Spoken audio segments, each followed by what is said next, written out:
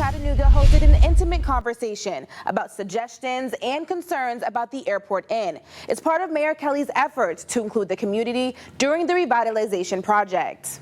This adds 70 units of permanent supportive housing, and right now we have around 150. The Center for Supportive Housing has said that Chattanooga needs about 500 units, and so this is a significant step forward. On Wednesday, City of Chattanooga employees, representatives from the Homeless Coalition, and other community members gathered to have an open conversation about the city's plans to convert the Airport Inn into permanent supportive housing. It's an initiative Mayor Kelly introduced to support those exiting homelessness, but it has not gone without conflict. You're more worried about filling 70 beds at night than the 2,000 desks that sit with school children every day.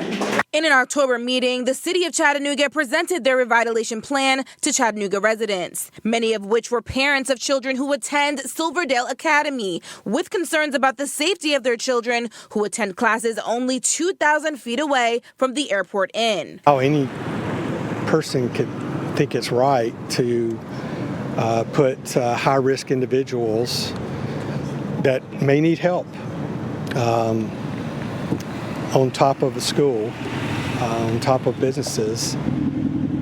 It just doesn't make sense to me. City officials have assured residents that all new tenants of the revitalized Airport Inn will be pre-screened, and no one from the sex offender registry nor anyone with a serious violent felony conviction will be permitted to apply. The city says they have come up with strategies to successfully guide people out of homelessness. They'll have full-time case managers living on site with them to make sure they're successful, that they stay housed and then don't return to homelessness, but they're also able to get back up on their feet and pursue the goals that they have in their life. During the meeting, some brainstormed ideas about providing transportation, including congregation areas, benches, patios, mailboxes, and possibly even changing its name, all in an effort to build a sense of community. We've heard great ideas, everything from having community gardens on site to really engage the residents, to forming community advisory groups. According to the City of Chattanooga's Chief of Staff, this is the community's first motel conversion, and the mayor is looking to include the input of residents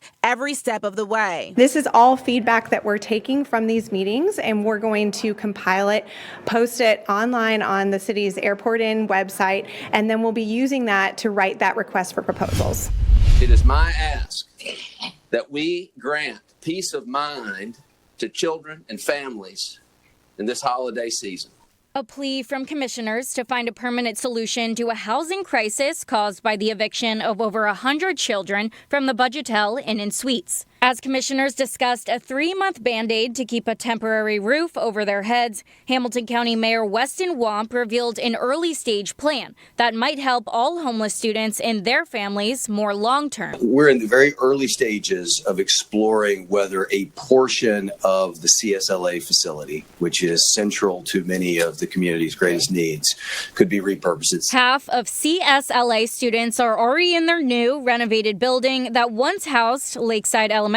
After Christmas break, the rest of the CSLA students will move there, leaving that aging building empty. It's not great as a school facility, but it's warm and it's got a cafeteria and a lot of the other functions that would enable it being a place to serve families. The school district says this idea is only a, quote, mention in their discussion to help homeless students, but it's a big need. Laura Greer, homeless liaison for Hamilton County Schools, says in our area, there are 1,500 students experiencing homelessness right now, all with different living conditions. Students experiencing homelessness, it's different than street living or for standard homeless people. It would be more like if they are doubled up, they could be in a homeless shelter, they could be in their car, or they could be in a hotel.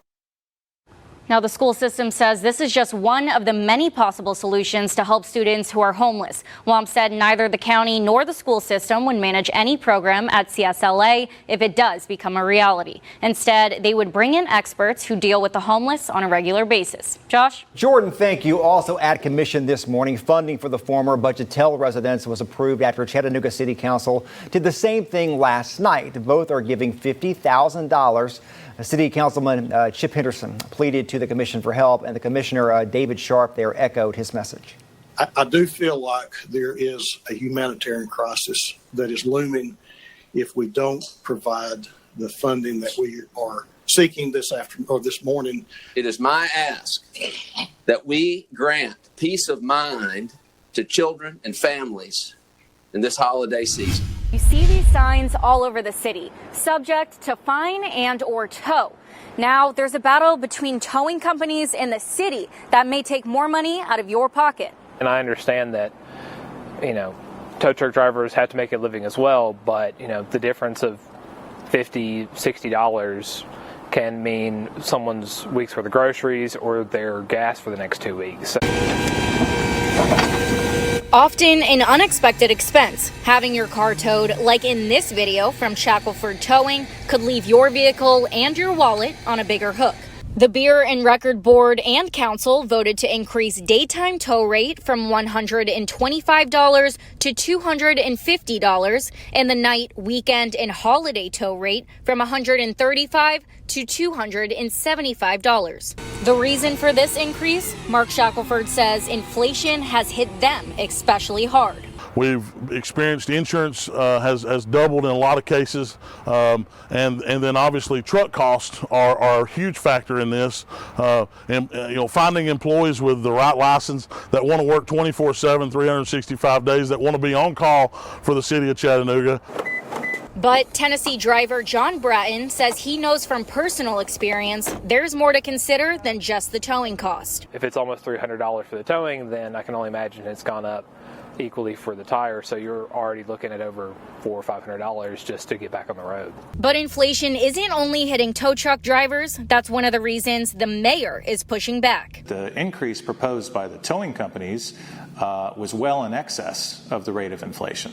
Ellis Smith with the City of Chattanooga says the mayor's office calculated the rate of towing costs considering inflation. It would have been $196, up from $125. That's fair. We even said let's round it up to $200. But Shackelford says that's not enough to let them make a profit, considering their rate hasn't gone up since 2004. They've used their inflation calculations based on what the city's budget has doubled or the way the city's budget has increased, and they've used that to give us what they think is fair, and that's not fair.